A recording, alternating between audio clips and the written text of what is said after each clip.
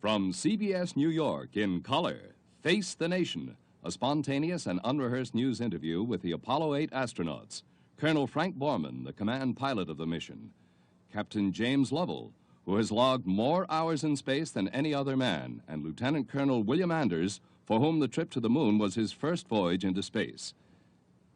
You three gentlemen were the first men to escape from the Earth, so to speak. Is there, I'm sure you're going to be asked this over and over again, but I think everybody wonders about it. Is there some kind of a psychological wrench when you see the Earth actually receding, when you're alone in the universe and the only spot in the whole visible universe is an Earth which is so distant that it looks like, as I believe one of you said, like a quarter or something of that sort? Is there some kind of a feeling which might seriously affect people who are not like you, trained, experienced? In other words, if you had a passenger aboard who were not so busy, would he really feel a wrench?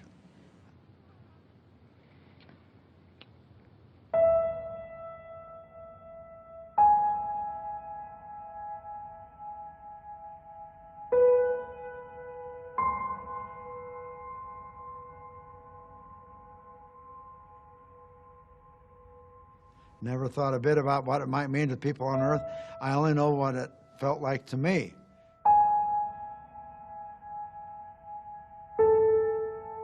What they should have sent was poets, because I don't think we captured in its entirety the grandeur of what we had seen.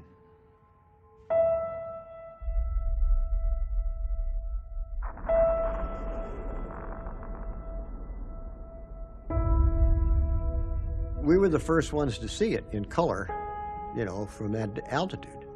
Nobody had ever seen anywhere close to that. I mean, at best, they'd see the horizon out like this.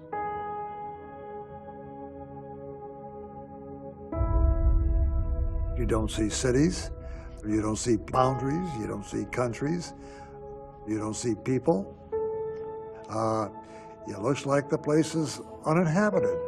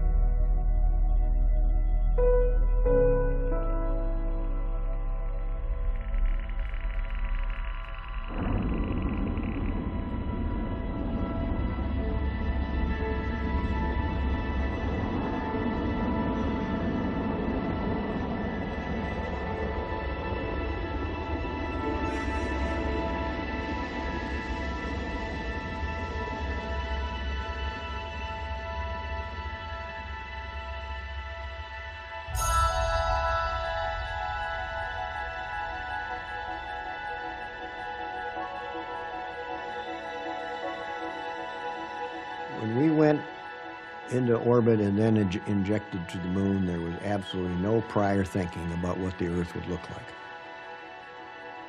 Zero.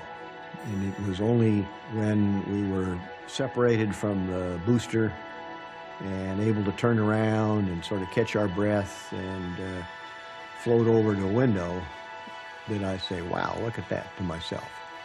And neither Frank nor Jim had ever seen anything like that either.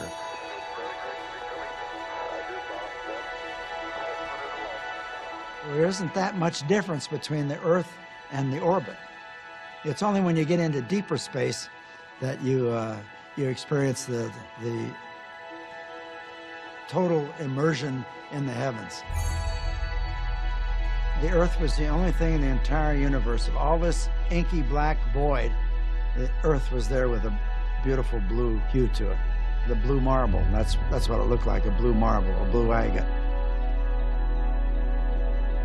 I had trouble orienting myself because I didn't know which end was north, which end was up. And I worked my way down from the South Pole, Antarctica, and was able to identify continents and whatnot, and realized that, well, okay, that brown thing off to the right was the bulge of Africa. And then as things started popping out, I could see Florida and the tongue of the ocean down at the Bahamas, very blue. Well, I thought, oh my God, this is amazing.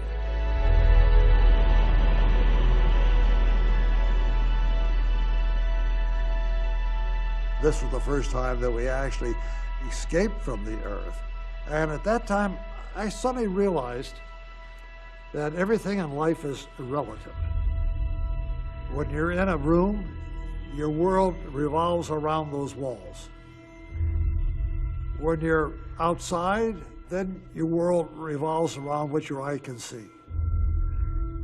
And suddenly, when you're in a spacecraft, you think in terms of oceans, of islands.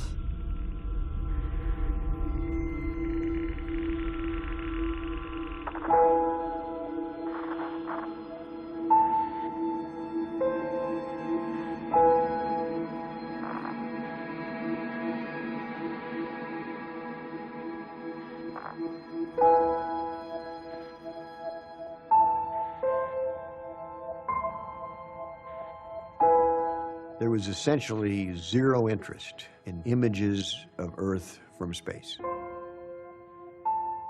Nobody told me to take a picture of the Earth. I didn't think about it either.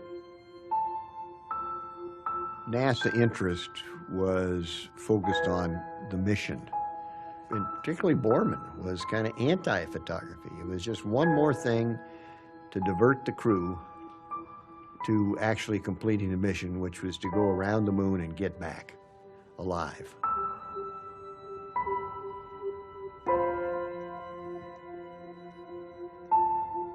We didn't have any specific directions of the use of photography.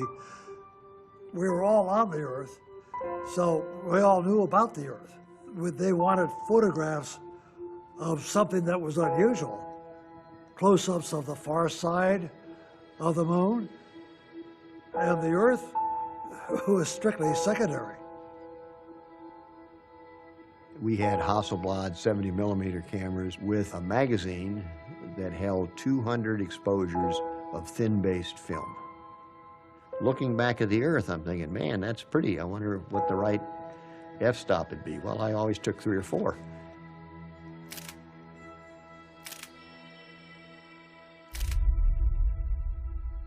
We had what today would be a very rudimentary TV system, a camera.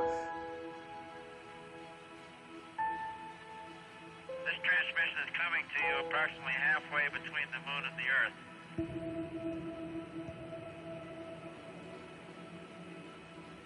Well, we're all in very good shape. Jim is busy working, preparing lunch. Bill is playing cameraman right now, and to get a close-up of Jim Lovell, Bill, you can let everybody see that he's already outdistancing us in the beard race. Jim has got quite a beard going already. Happy birthday, Mother. Okay, now we're coming up on the view. We really want you to see us, the view of the Earth. And if you'll break for just a minute, Bill's going to put on the large lens, so we'll be right back with you. Houston, we're now showing you a view of the Earth through the telephoto lens. You don't have a lens cover on there, do you? No, we checked that, as a matter of fact. There's a picture. Didn't work all that well at first, but eventually people on the ground were able to see something that resembled an illuminated sphere called the Earth, and it wasn't high definition by any means. And just hold her steady. It's really looking good. I was wrong on things at times, and I was terribly wrong on the television. I didn't even want to take a television camera with us. That was stupid on my part. The television brought back the realities of what we were doing to the American people, the people of the world. We've been 31 hours, about 20 minutes into flight. So we'll be signing off here and looking forward now, of course, till the day after tomorrow when we'll be just 60 miles away from the moon.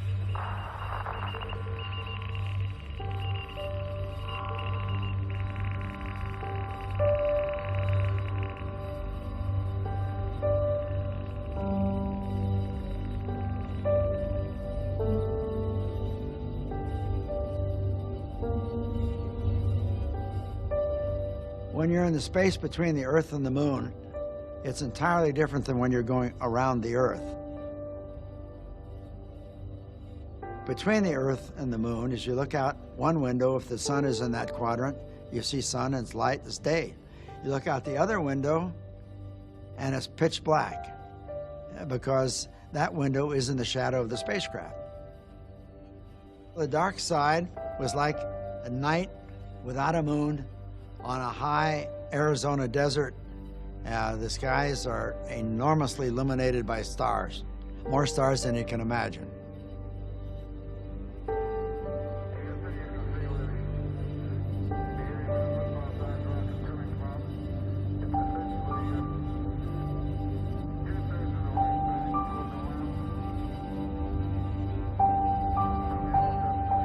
The moon is orbiting this way, and we're aiming for the front of the moon, the leading edge of the moon. The moon is going, as I recall, something like 3,000 miles an hour. And when we get behind the moon, we fire the rocket to slow us up, so we will be captured by the lunar gravity.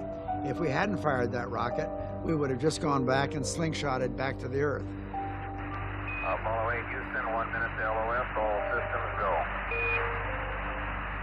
As we came into the shadow of the moon, suddenly it was infinitely black.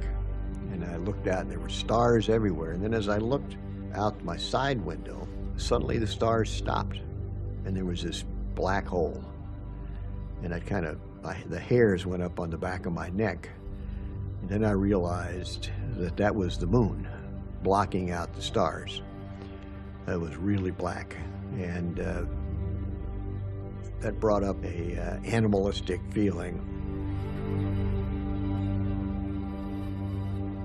We were looking at a portion of the moon that human eyes had never seen before. The moon might have been what the Earth looked like before life. Like we were back at the beginning. I can remember feeling that way. It was a poignant moment. Space is black. Black. Ink black. Velvet black.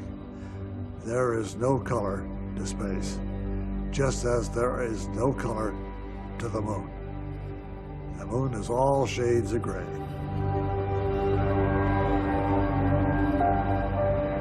Bill Anders, Jim Lovell, and myself have spent the day before Christmas up here doing experiments, taking pictures, and firing our spacecraft engines to maneuver around. What we'll do now is follow the trail that we've been following all day and take you on through to a lunar sunset. The moon is a vast, lonely, forbidding type existence or expanse of nothing. It looks rather like clouds and clouds of pumice stone. And it certainly would not be a very inviting place to live or work.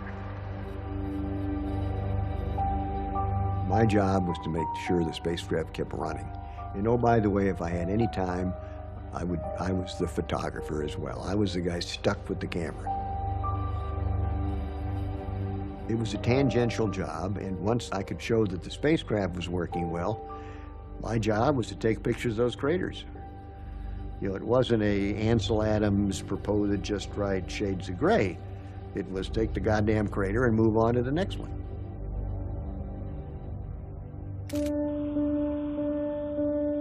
I started out setting up the cameras and taking pictures according to my photographic flight plan.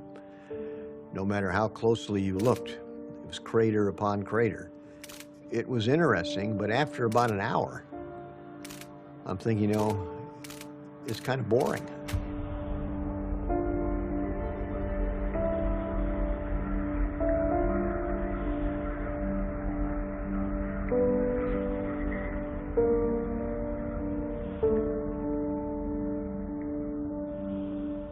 We've been spending all these revolutions looking at the moon. Then as we come around this non-inviting place, we look up and there's the Earth. It's 240,000 miles away. It was small enough you could cover it with your thumbnail. And everything we held dear, our families, our country, everything we held dear was back on that blue planet. That was a sense of how in the world could this little ball, you know, exist in this vast universe of nothing? The fact that the lunar horizon was so ugly and stark, that amplified the beauty of the Earth. Wow, that's pretty. Hand me a roll of color quick. Oh, man, that's great. Where is it? Quick. We were all awestruck by the difference, the beauty of the Earth and its color against the blackness of space. Oh, that's a beautiful shot.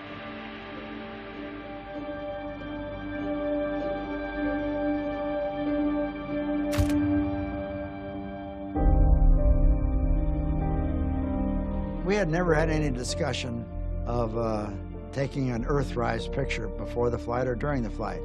And yet when we came over the moon on this flight, we looked up and there was this beautiful blue ball in the background. It all struck us immediately. Get that picture.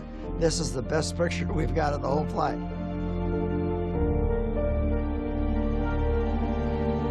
It gave a contrast. It said that, hey, here are people looking from a different planet, looking back at what is our home.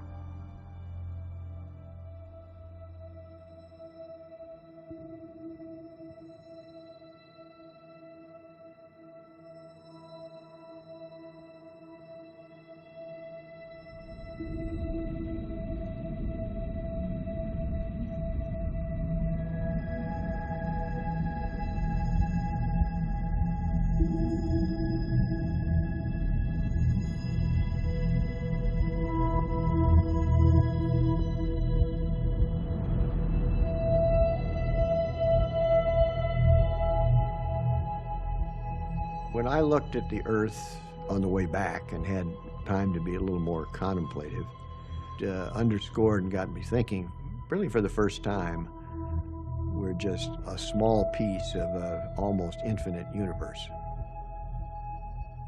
Before the flight, I was a Catholic and had communion from my old parish priest. But I must say that my faith was somewhat undercut as I looked back at the tiny Earth, and I imagined that if the Earth was the size of a golf ball, at 1 lunar distances, at 10 lunar distances, it was down to a BB. And 100 lunar distances, where it's hardly going anywhere in space, it's like a grain of sand. I got to thinking, is that really the center of the universe?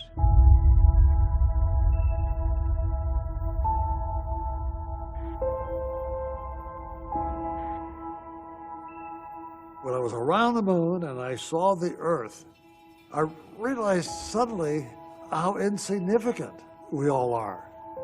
Just tucked away in space around a rather normal star, the sun. Probably just one of millions of stars of the universe. I personally thought that everybody would like to have that view, as we did, to see the Earth as it really is.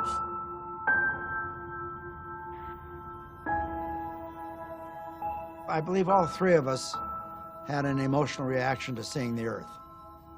The dearest things in life were back on the Earth. My family, my wife.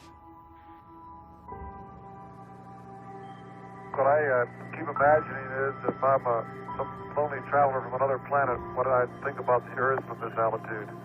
Whether I think it'd be inhabited or not. Well, I'm just kind of curious whether I would land on the blue or the brown part of the Earth. You better hope we land in the blue part.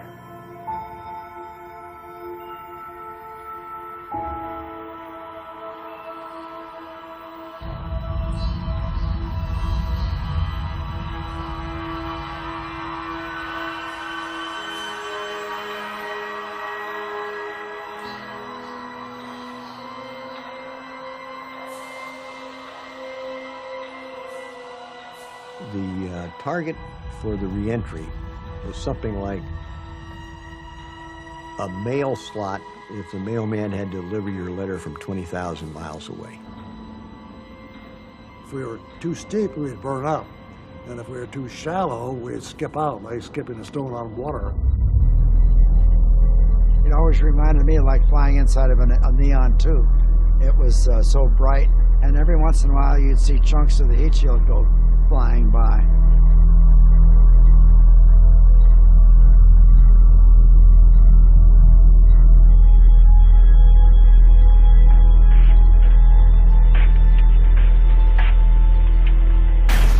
Goes the apex cover.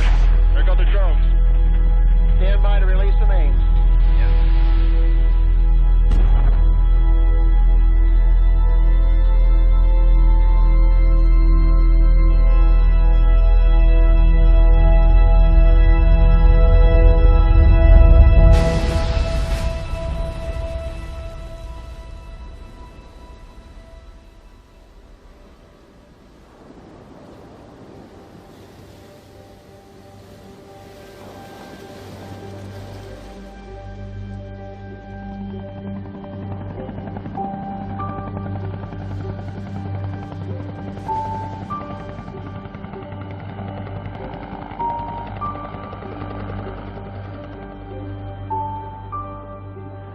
I really don't know what I can say in a situation like this. We're very grateful for your participation. You stayed out here over Christmas.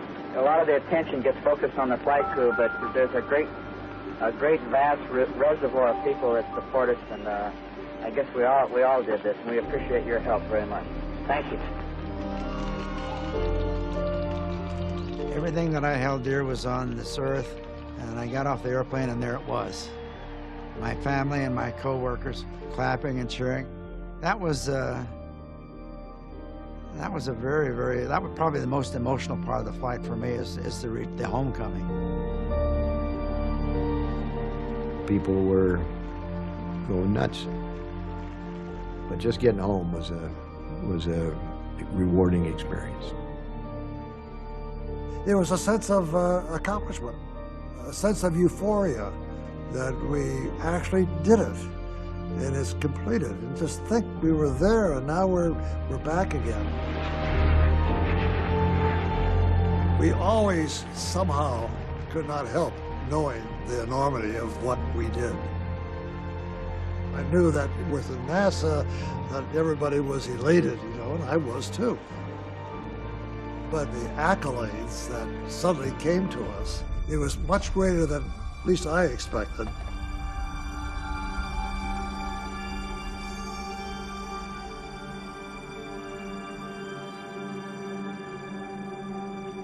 Now, the question that we always receive, what was the most indelible view? What do you bring back?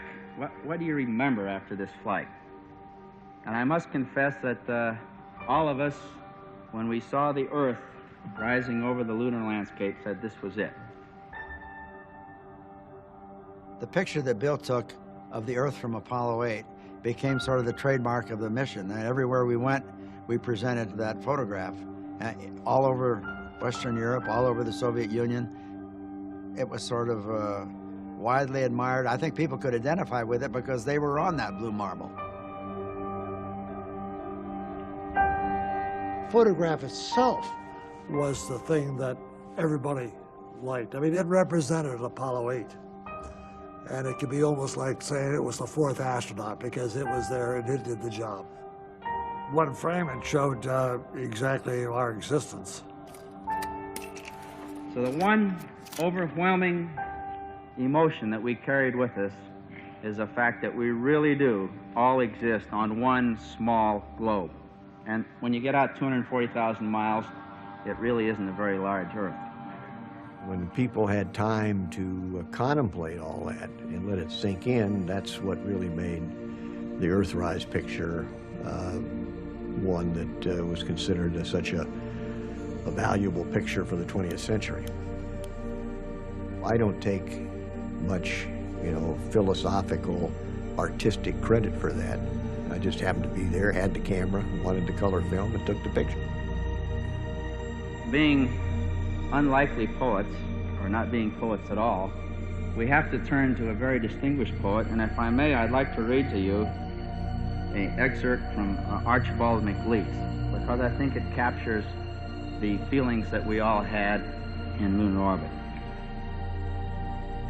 To see the Earth as it truly is, small and blue and beautiful in that eternal silence where it floats, is to see ourselves as riders on the Earth together, brothers on that bright loveliness in the eternal cold, brothers who know now that they are truly brothers.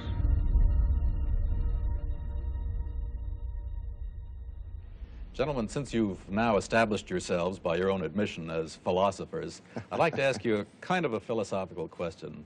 Do you think it's changed something in you? I notice, for example, you always refer now to the good Earth. You're hardly able to say Earth without saying good Earth, as though you'd gotten some new affection for this ball. I don't think it's changed anything in me, but it certainly has amplified a feeling, a basic feeling that I've had for many years about the Earth. I think it first started when Jim and I flew in Gemini, and you realize that these boundaries we have are really artificial ones. Well, you mentioned about, the Earth receding, and that feeling of mine that perhaps we wouldn't get back there, which of course would be natural, if you can only transform that into everybody on the Earth, that they really don't understand and realize what you have here until you leave it. I may be naive, but I think that we will eventually, through the space program and through this space exploration of away from the Earth and away from the totally nationalistic interests, we may in some way develop a closer relationship here among the people. I firmly believe that.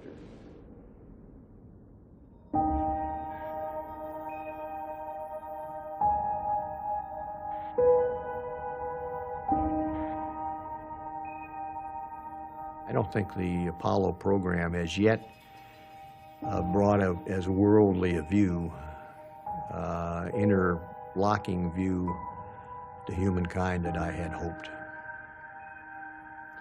And even today, when I hear people chanting that we ought to go on to Mars, I'm thinking, well, why don't we get our act together here on Earth first and go to Mars as human beings, not as jingoistic Americans or Chinese or Russians or Indians. Let's just do it as human beings. Makes me feel a little bit disappointed. We did something that ended up showing the Earth and its people exactly how we existed, where we are, that we were really here on Earth a spacecraft, and we were all astronauts, and whether we liked it or not, that like we were in spacecraft having to work closely together to accomplish the mission, down here we seem to not be able to do that. It was a very, very sobering look to see this beautiful little blue marble in the middle of all that darkness, and you realize how lonely we really are on this wonderful Earth. And I think it gave a lot of people hope and transcended national boundaries. Of course, things got back to normal rapidly, but at least for an instant in history, I believe that people looked upon themselves as citizens of the Earth.